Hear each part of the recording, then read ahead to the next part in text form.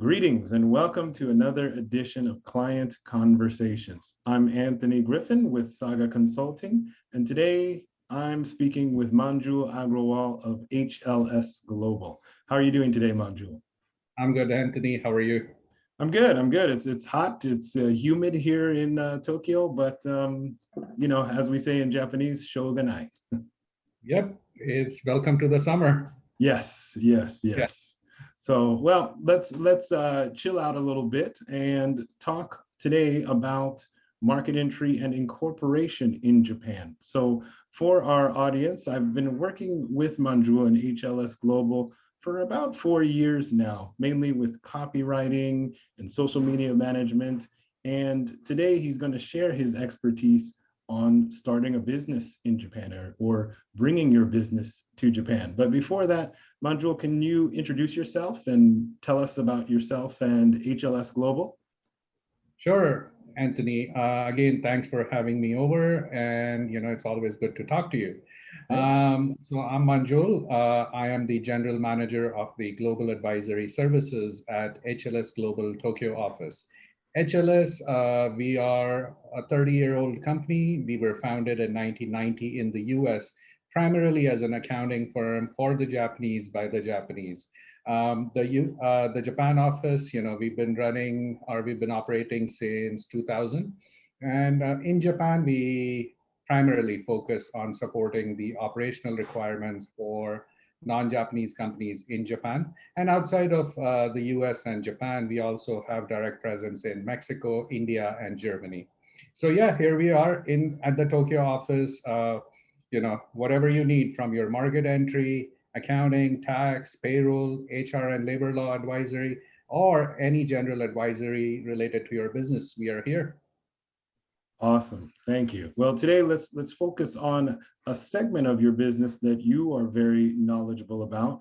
And let's talk about incorporating, coming to Japan, setting up shop. So Japan is a notoriously difficult market to enter compared to a lot of countries in the world. So with that in mind, why should a company consider doing business in Japan? Well, I mean, you said it correctly, Anthony. It is definitely a notorious market. I mean, there's a there's a lot of requirements to be successful in this country. Just the market entry, there's a lot of hurdles, a lot of localization effort needs to go in. But I mean, any company who has been successful has been able to get over these hurdles. These are initial teething issues.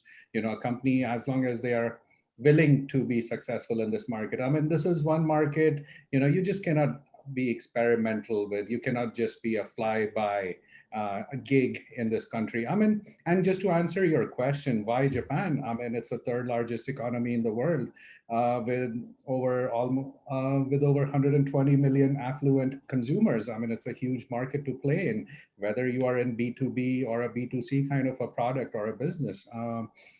There's a combined spending power of over $3 trillion, which I think makes it pretty darn attractive for anybody who wants to expand their business. So, Manjula, let's say someone takes your advice and they enter the Japanese market. They have several options for establishing their business. There's sole proprietorship, there's Godo Gaisha, GK, or there's Kabushiki Gaisha, KK. How do they know what is the right way to enter the market and incorporate? Sure, but let me take you a step back here, Anthony. Before the company could even consider setting up an entity in Japan, I think it's a logical way to evaluate a market is they need to start doing some pre-sales development. They need to probably have some sort of a tangible pipeline in place. They need to have some sort of a business visibility before they can commit to investing in this market. So we do work with clients to help them understand the market, do a primary market research, help them find the right partners and advise them and guide them through the right processes, to help them be successful in this market. Now, going back to your question on, the kind of structure? Well, to be honest, a lot of it also depends on your business, on the type of business you are in, B2B, B2C, or B2B2C. Um, then at the same time, you also need to evaluate is what kind of partnerships you have in place. Do you have any channels in place? Do you have any distribution partners in place? And does it even make sense for you to set up an entity in Japan? So once all of these questions have been answered, you had mentioned one of the options as sole proprietorship. Well, I mean, that's technically not available for non-Japanese companies. That's more like a structure for local residents running maybe like a one-man show or their own consulting company in Japan. I would say, for any foreign entity who looks to set up something in Japan, there's three options available to them. One is a branch office. The other is a Godo Kaisha or a GK, which is kind of a LLP in the US. And then there's a KK or a Kabushiki Kaisha, which is a joint stock corporation. So with having these three structures available, I personally always recommend my clients to go with a KK. The initial costs might be higher. There might be a lot more paperwork and a process involved. However, it is future proofing your company. It's helping you uh, become scalable down the road, which is everybody's goal, once they're set up in Japan. Okay, thank you. I appreciate that clear guidance, and I'm glad you made that point about sole proprietorship, because there are a lot of people who have been in Japan already, like myself, who are doing that. But I couldn't imagine coming from another country and being a sole proprietor right off the bat. So I think you're sharing an important message right there. Right, and technically at the same time, when we are looking at as a foreign company trying to set up a subsidiary in Japan, so sole proprietorship there would not be an option. Yeah, yeah. Yeah.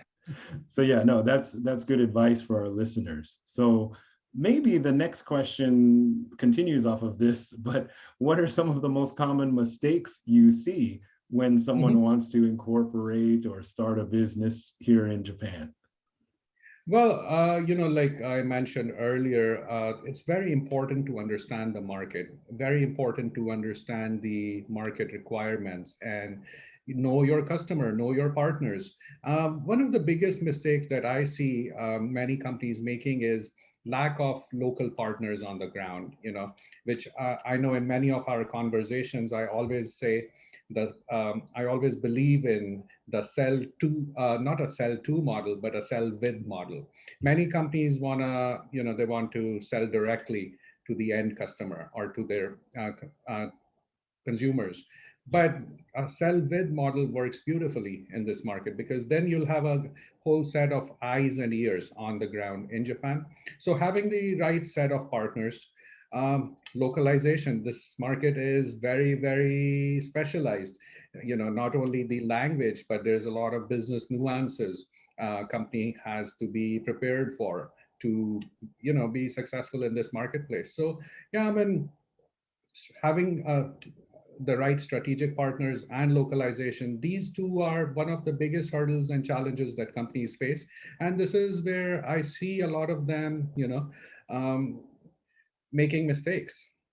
Okay. So is it safe to say that your advice would be don't go it alone when you enter Japan? I would say that, yes, yes. All right. Well, with that, Manjul, is there anything else you'd like to say to our audience? Maybe something I didn't think of or something I missed? Sure. I mean, like we discussed in the earlier part of this conversation, it is a notorious market. Many people do get intimidated, by just looking at the various challenges they're bound to face in Japan. But having said that, it's such a great market to play in. I mean, it's such a huge market. I mean, it's got your company's got a huge potential considering you have the right product or the right service. And then a lot of companies like to use Japan as their stepping stone into the Asian markets. So yeah, guys, don't feel scared. Feel free to reach out, and we'll provide you the right solutions for success. Awesome, awesome. Well, Manjul, I know you're very busy, so I thank you for your time. And I'll put your contact information in the description box below. But it's been great, and I'm looking forward to future conversations. Thank you. It's been a pleasure, Anthony. Thank you for having me over.